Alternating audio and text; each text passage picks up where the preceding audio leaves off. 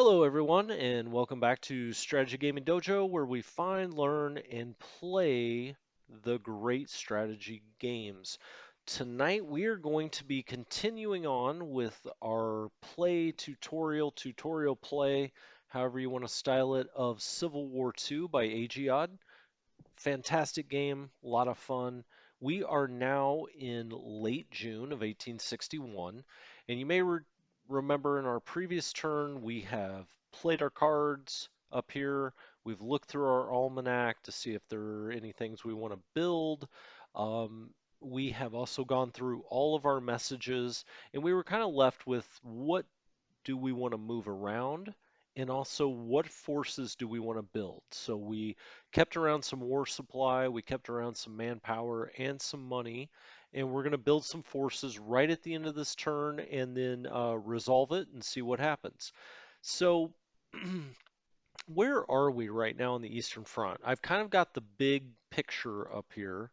Manassas with Beauregard is our most important spot.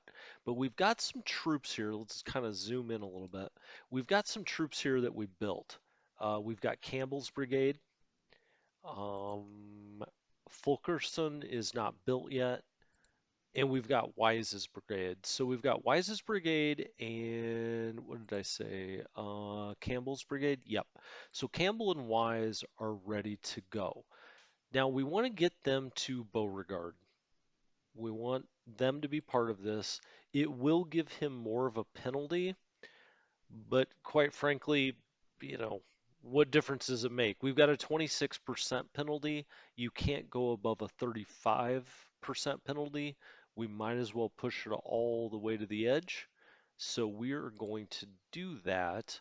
Also, this will bring some sharpshooters. So we can get more into this at some point, but sharpshooters, this red or pinkish red little special ability you see down here gives you an advantage on initiative, and you always want to have one of these guys later on in the game in every division that you set up. Let's just read it really fast. It says the unit possesses sharpshooters, which impede enemy reaction, +1 initiative bonus in battle to the whole unit. This ability applies to all elements of the unit that this element is in. So right now, it's only in Campbell's Brigade, right? When we form divisions later on and we can have up to 18 elements, that will be the unit. This will apply to all 18 elements if we get them stuffed into that division. So those are the kind of things you always want to think about when it comes to special abilities. Who and what does it apply to, and how can we leverage that the most? So you are going to want sharpshooters in every division at some point because it gives you a +1 initiative. Now, these guys, do we take them here and then here? I think it's risky. And the reason being is these are not a super Campbell's and Wise's brigades. They're not super strong yet. You've got a 103 and you've got a 57. So you're talking about 160 in combat strength. If we go here, and since these are we go turns, if the Union sallies out a decent sized force here to Falmouth, which we hope they don't do, a good human Union player might do that because it puts a lot of pressure on us. The AI will see if they would actually do that. But if they do, and we bring our guys right here, there's a real chance they'll get routed before they ever get into the war. So even though it's, slower, we're going to bring them and we're going to use, well, we don't want to move everybody.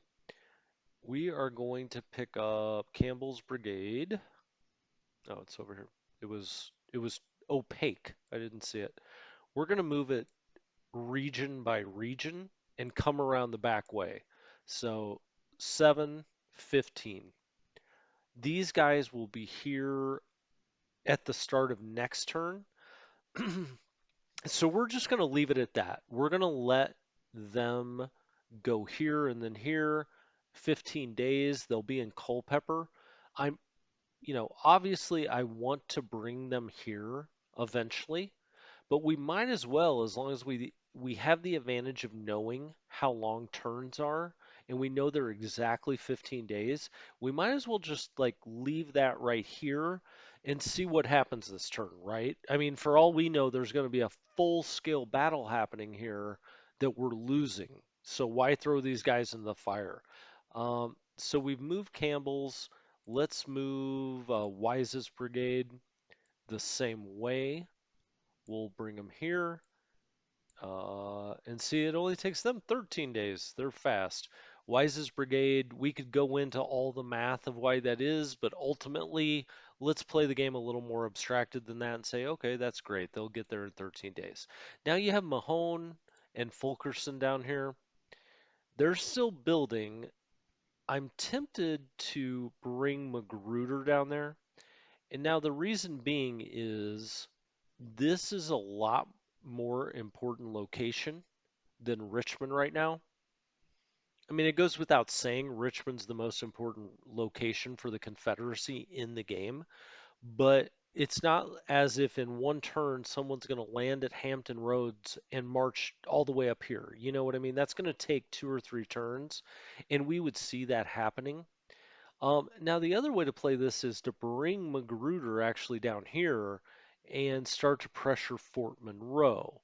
The problem with that is you sure leave a lot of different places for the Union to start trying to almost get behind you. So my idea is to take Magruder and move him north. That does remind me, we can go back here and look at Campbell's. Let's look at our rail, 114. Let's do a special move with them and see. Okay, they get there in 8 days. It only takes three rail. Oh boy, that's kind of tempting to take them all the way. Hmm. Let's delete out of their move really fast. Let's go put them merging with Beauregard. Yeah, well, so in 5 days they can beat a Beauregard, and it's already taking them around this way. And it only takes three rail. Well, heck, let's do that. Let's do that. That makes more sense. Same with Wise. Let's delete out Wise's orders. Um, let's put Wise merging. Now see if he was walking, marching to Beauregard, it would take, or they would take this path. The computer would. Now of course, we could pull him this way. We know it takes 13 days, but let's put him on rail. Now, why is he still going that way with rail? Hmm. Let's set him on rail and do it again and see if they go around the back way. Yeah, now he goes, what is this? Why is he going that way? All right, let's delete both these guys out again. And let's go to Wise first this time. For some reason, the computer thinks it's smarter to take them by rail to Falmouth and then have them march across. I don't agree. It might be the size of the unit. Yeah, so they show it this way. Let's try to do it this way. Let's pull him here, and then pull him here. And now let's try to do that by rail. There we go. 5 days. He will be at Beauregard, and you see the merge order here. Um, Perfect. Okay, so that's Wise. And then let's take Campbell, and we'll do the same thing. So you're seeing how you got to play with the interface a little bit. I love the interface for this game. A lot of people find it confusing. I get that. But sometimes you just got to play around with it. Okay, so now we've got both of these guys. They've got merge orders. Doot, doot, doot, doot. Around we go, here to Beauregard, and we're not really taking any chances. We're also leaving forces here, which is good. That reminds me, we've got this artillery here, and who are we going to put this artillery with? Now, Magruder has six command. He's cut in half. He's got 12, but he's cut in half to six. He's commanding five. If we put This is one element. I should back that out. That's a good example. So you look at this, Howard's battalion, it's, this artillery, it's got one element. You look at the detachment, Magruder's detachment, he's got six command. He can, so that he can lead. He's only leading five. So why don't, let's give him some artillery. Why not? That bumps him up a little bit, gives him 17 points. We've also got this cavalry that we'll eventually want to give to a good cavalry general, but we're not going to do that yet. So we're going to move Magruder up here. A big reason why I'm doing that is I still have those nice units forming here, and I again constantly thinking about the Union running gaps here. We have gaps in our big grand strategic lines, and you don't want to get in a situation where the Union comes down here and destroys a fresh army that you paid a ton to raise. You just don't want that. Now we've got Winder. We've talked about that. He was coming here. No, he's not coming here. He's going here and here. He's coming down to take Huger's force. Now, Huger, remember, we split off because we're going to take him to Beauregard as well because Huger is an amazing artilleryman. So we're going to do that. And he's going to get up there in one turn just by marching. So Ben Huger is going to walk through the western part of Virginia on a personal crusade, I guess, to get to Beauregard. Interesting. Okay, well, he's going to end up there. And we've already got a vendor merging with these guys. Now, we were thinking about bringing Whiting down, but now that we're bringing Magruder up here, I don't think I'll do that. Okay, so I think we've kind of moved these, look at all these movements. I understand how it can get confusing, but we've been talking quite a bit about it. Hopefully that you have followed along and you kind of see where this is all going, what I'm trying to do, what's building up, and why we're moving certain things certain ways. Now, one thing we might want to do is move Stonewall Jackson out. He's got his own force here. He is only providing two command because he's a one-star general, and he's out of the chain of command, right? When he forms a corps later on, um, he will get bonuses for all of his special abilities, but that's not the case because he's out of the chain of command, as we've talked about. Now we have Gustav Smith coming up here. So let's take a look and really think about the command and what's going on. Johnston's formed his own army, right? I'm sorry, I'll get these tooltips off here for a second because let's talk about this for a second. Johnston's formed his own army. He's now got 18 in command, which is great because he provides 12, Smith provides 4, B provides 4, but they can only go to 16, remember. They've hit that, so we don't even need Stonewall Jackson in this stack to provide command. They've already hit their 16, and they get the 2 bonus for Johnston's special abilities. So, they're at 18. They don't need Stonewall Jackson. Um, well, every army needs a Stonewall Jackson. He's a great general in this game. Maybe a little overrated in real life, but it's beyond the scope of us to get into that history. He was obviously a very good general, even if his, let's say, persona or legend is maybe outgrown exactly what he did, but for this game, we love him.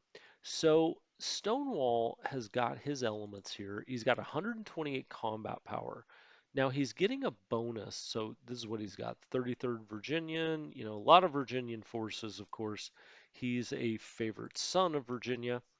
Um, I wish I had a secondary general up here to take with him. But we don't. We don't get Gustav up here until the next turn. So that's fine. We're going to go ahead and have Jackson jump here, over to here, and we're going to have him cut this rail line. Now, how do we do that? So Stonewall is taking his crew. He's not all the way built up. You know, it's showing 128 power. This is showing 115, which is even worse. You believe whichever one you want. Um, he's got a 10% command penalty, which is, 12 or 13 command points, not or power points. Not a huge deal. Um, but when he gets up here, we're going to give him the special order to take out this rail. Now, how are we going to do that? So, for one thing, he could be, oh, you can split your unit. That's right. You could split this unit if you wanted to. That's something we haven't talked about. We're not going to do right now. So, okay. Destroy depot, destroy rail. So you see these bombs. When you see the bombs, it means you can destroy something.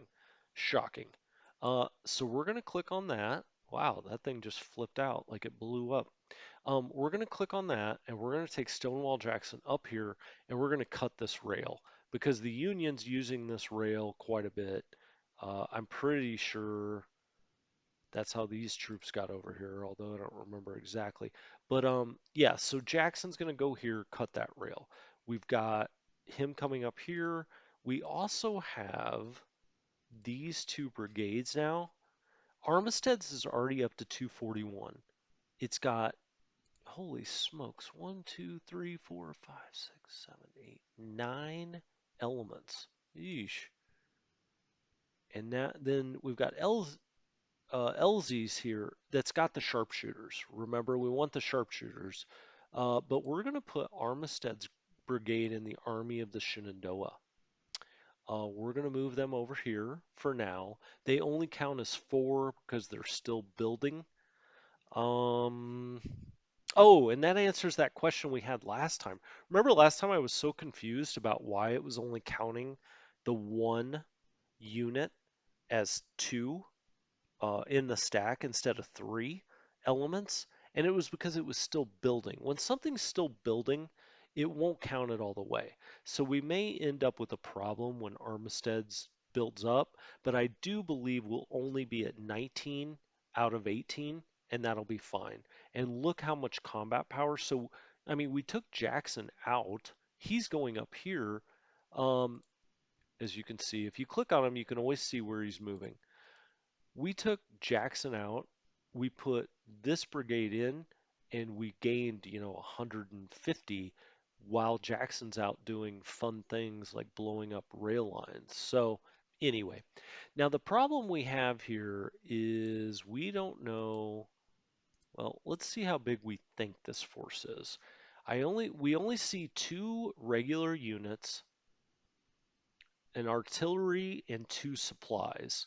So that's not that big of a force, but we've got bigger forces on the way.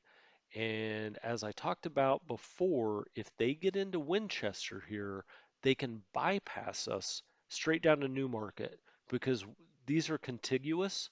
They don't have to go through over here at Strasbourg. They can just go right here and they can cut that. So we're going to have Jackson run over here, cut this line really fast if we can. Then we're going to have him come back here and kind of form his own defensive army at Winchester. We'll see how that works out.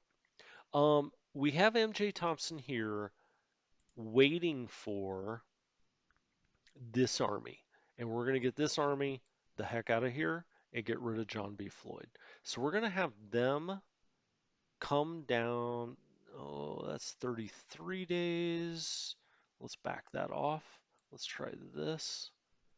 How far to Covington? Goodness gracious. 3 turns. It's just because of this terrain. I mean, you're getting up into the mountains. Covington is mountainous. I mean, we got to watch it too. We may get attacked on the retreat. Well, that's an interesting question. Uh, well, we're going to have Floyd come back here. And if he's coming here, we're going to have MJ Thompson and the drunkard NS Evans head over here as well to meet them. That only takes them 5 days. And then we have the wagon train that's supposed to meet up with them. let's go ahead and drag the wagon train over here. Yeah, boy, that takes almost two full turns. Okay, well, it is what it is. Um, we're gonna have these guys at Charleston try to take out this garrison at Lewisburg. So we'll have them assault, but just offensive. We don't want them, we don't want an all-out assault. If this is a stronger force than I think it is, I don't think it's much. I think maybe they have a garrison there. But anyway, this is a pretty decent force. We've got Wise's Legion 1, Wise's Legion 2, we've got artillery, we've got cavalry. Yeah, I mean, this should be able to take Lewisburg. Hopefully, we can take that very quickly before these guys start to pressure down, and then we can come back up to Charleston, and we'll have two nice defensive forces here, kind of, you know, holding the line here anyway early on. As we move west, we've still got our wagon train moving, supply train moving to Nashville. We have our Knoxville force. We got this new force out here in Nashville. We've got some Tennessee volunteers, the transports we split off, the guard, but we've got this really nice force. They're in terrible command position. I mean, this guy's all out here all by himself, Zollicoffer, with way too many troops to command. But there are more commanders on the way. Leonidas Polk shows up out here. He's a two-star, and Polk historically, led a lot of these forces in the West. Is known as a good preacher man and also a pretty decent general, although he made some interesting mistakes. But he will eventually either over in Nashville or Memphis. That's kind of a decision that you have to make. Now, in Memphis, there's not a whole lot for. I don't know why they keep showing that down there. It drives me nuts. Get up there to Memphis. Um, you know, there's not a whole lot going on here yet, although we know the Union must be building forces up in here somewhere. We just don't have visibility. But there's not a whole lot to do with them at this moment because, we don't see anything and nobody's activated. I mean, this force is activated, but what are you going to do with them?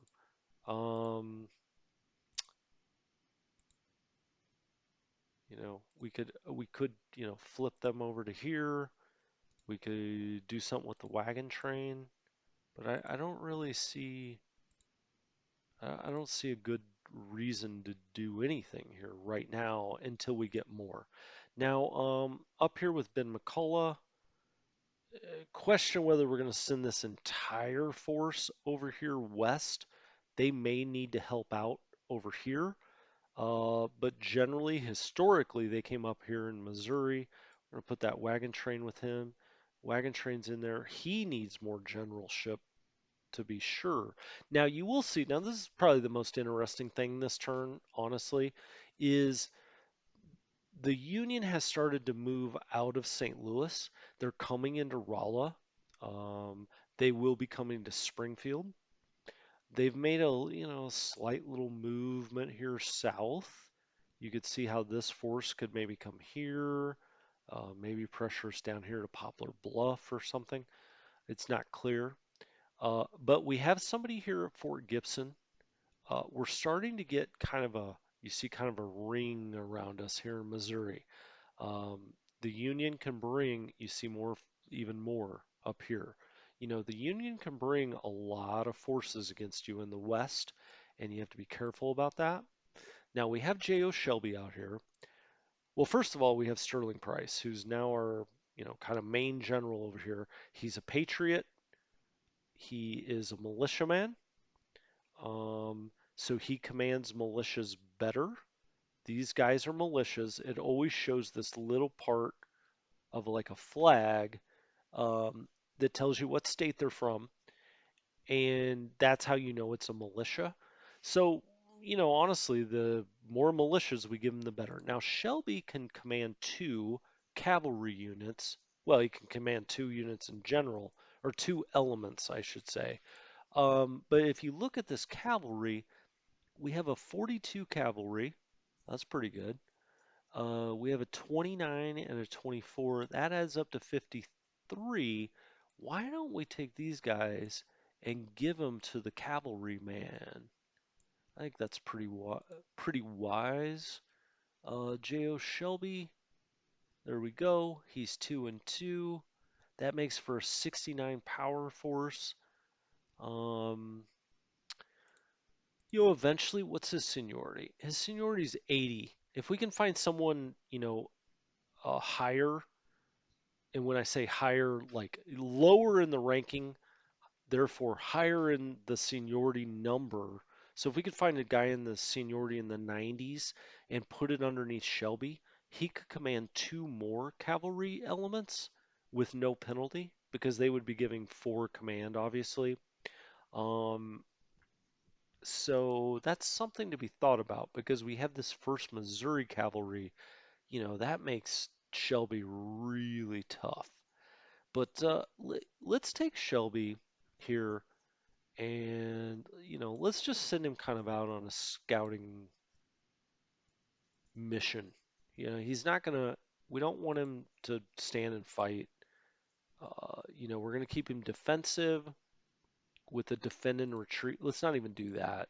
Let's say retreat if engaged at all. So he's just gonna kind of run up here and run a little scouting fence for us. That's good. We have this Arkansas Guard. Eh, hmm. We have two guard units here. We probably will just leave these two guys back. I'm just going to combine them. We- We'll probably leave these two back and have them protect Little Rock while we take McCullough elsewhere. So, okay, I mean, that I think we've moved from east to west pretty well. Let's buy some troops, but before we do that, let's check out our Navy really fast and just make sure that there's nothing. Okay, we remember we've got Semis out here. So what I've done is I've just filtered this down to any naval units that can move. So I've taken out ground units. I've clicked on locked, so we're not seeing anything locked. I'm just making sure I'm not missing anything. We've got Tatnall out here doing his thing.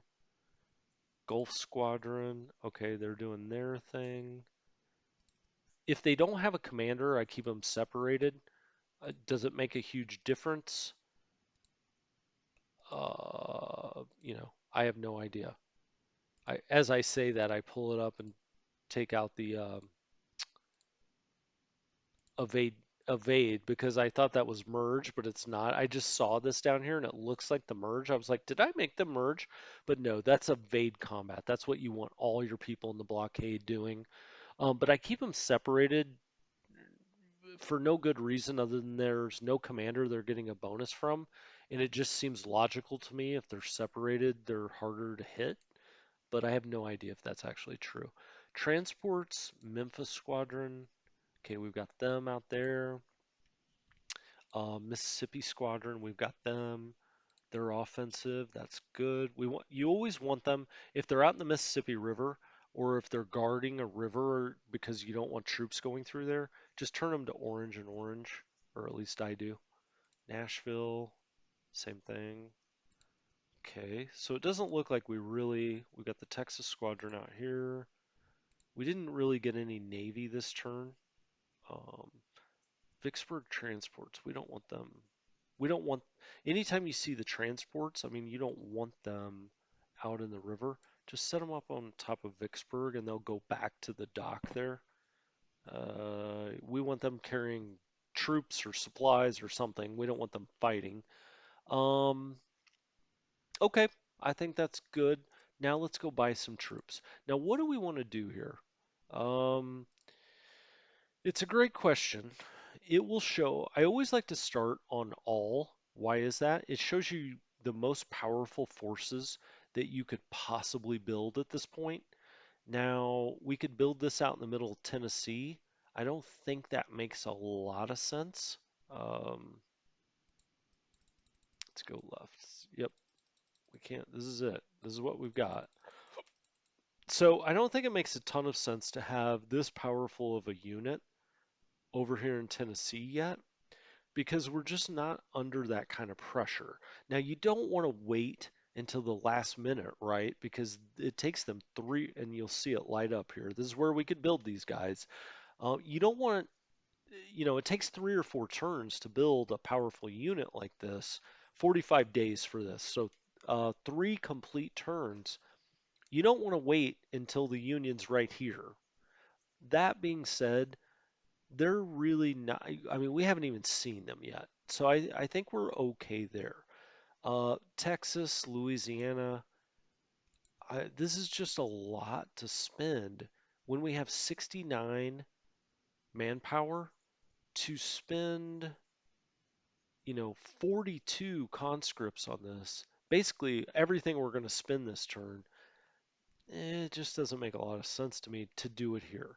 Now, one place you might do it is Mobile, because we saw this task force had wheeled around the edge of Florida, and we're not exactly sure where they're going. They're not going to attack Florida. There's nothing in Florida worth attacking until you get up to Jacksonville. No offense to anyone that lives there. But in 1861, there wasn't a lot going on in Florida. Jacksonville, they may make a run at, but really what they're looking for is Mobile or New Orleans. So, you know, Louisiana, you're definitely not going to be building anything in North Carolina or Georgia. There's just no reason for that. We could build something out in Missouri. We've got things happening there now. Texas, we could protect Houston or Dallas, or not Dallas really. Houston, Galveston. There's a rail line that runs here between, um, let's go over here, Houston, that goes north. It's something that a Union player might look at trying to exploit. But a lot of these things, we really go back to Virginia. And this will cost us 60, 28, and 9. Cost us 2 turns. Early in the game, building in Virginia, you really can't go wrong. There's a lot going on in Virginia. So let's build this guy. But let's do it back here at Charlottesville. And that way we've got 3 options, right? If we need help here, if we need help here, if we need help with Beauregard, really we have 4 if we need help here. It's just another unit to have. So now 4165, okay, that's fine. That actually does remind me of another thing we need to move. Infantry. Okay, look at these guys. Now these guys are interesting. 20 conscripts, 4 war supply, and we have them for Louisiana and Alabama. Um, it's a Confederate infantry brigade, and they're 2 conscripts. You know what? I'm gonna build a couple of these guys. One in New Orleans. Again, I get super nervous, and maybe it goes back to losing Mobile one time and getting chewed up. I get super nervous about losing one of these 2 big southern centers because once the Union has that, you're in big trouble. Okay, so I built one in New Orleans. I built one in Mobile. That takes us down to 1 conscripts. We have nothing else we can do. We still have 57 war supply. So, okay, we're increasing the river. Question whether we could build more armories. Let's try to find one that's like 40 or 30 war supply. Build arsenals. Tennessee and Georgia. Always good to build there. Ah, here's a good one. Although it's Tennessee, I kind of sometimes hate to build in Tennessee. It just gets dicey there. 75 war supply. What I'm looking at is down there at the bottom, how much it costs. I'm trying to find the cheap. I always build the cheapest ones of these. Let's do this one. Build arsenals in Tennessee and Mississippi. Is Alabama and Louisiana? Trans Mississippi. Oh, okay. Generally, the more it costs, the more it's going to pump out in war supplies. It doesn't tell you right off the top how much it's going to be. Let's just do this one. Okay, Jefferson Davis signs off on that, takes us down. So I think we're good there. Now, I did remember when we were buying troops, we haven't looked at these guys in a while. Remember the guys that originally took Fort Sumter? They are now moving their way over here to Charleston. They're 4 days away. They've had a hard time. It's almost like they swam across from Sumter. Look at their cohesion. It's essentially nothing. Part of that is Beauregard left them, right? This will actually be a really good fighting force when they get their cohesion back. Now remember the power number takes into account their cohesion. It's dynamic that way.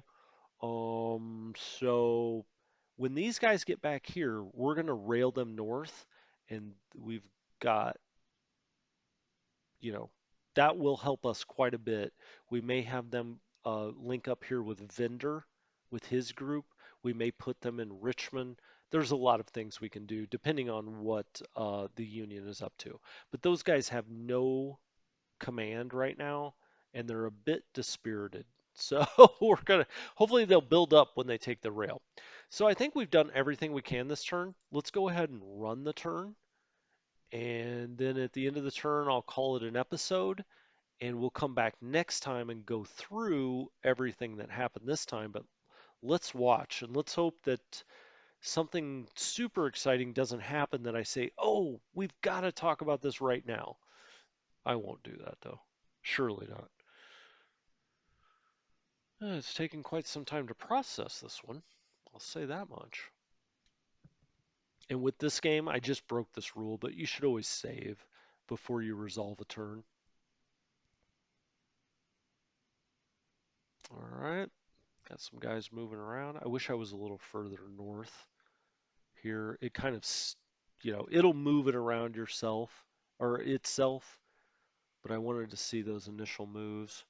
So you can kind of tell, uh, it gives you some insight what's going on with the Navy when you watch all. I like to watch all of the moves here because you get kind of a sense of the battle plans or what's going on, maybe certain areas that they're targeting.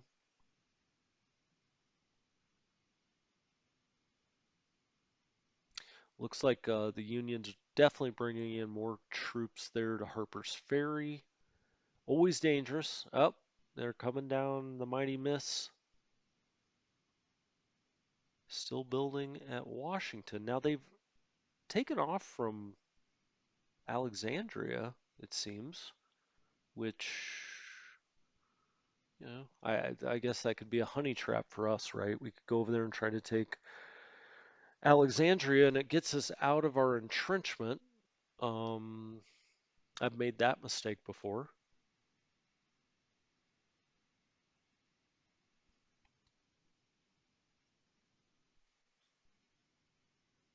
I always like to watch these resolve. I'm sure if you're someone like me that likes these kind of games, I always find this very interesting. It's like watching the other player play a board game, where they're going to move, what's going to happen.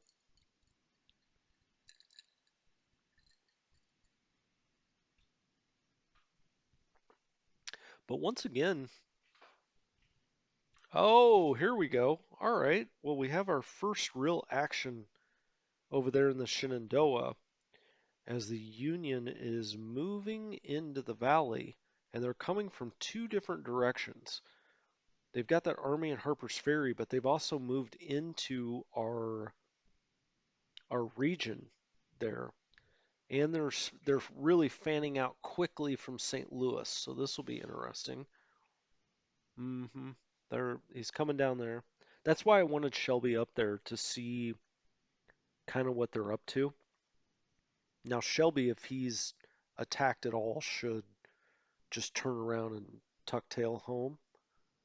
And that's the end of the resolution.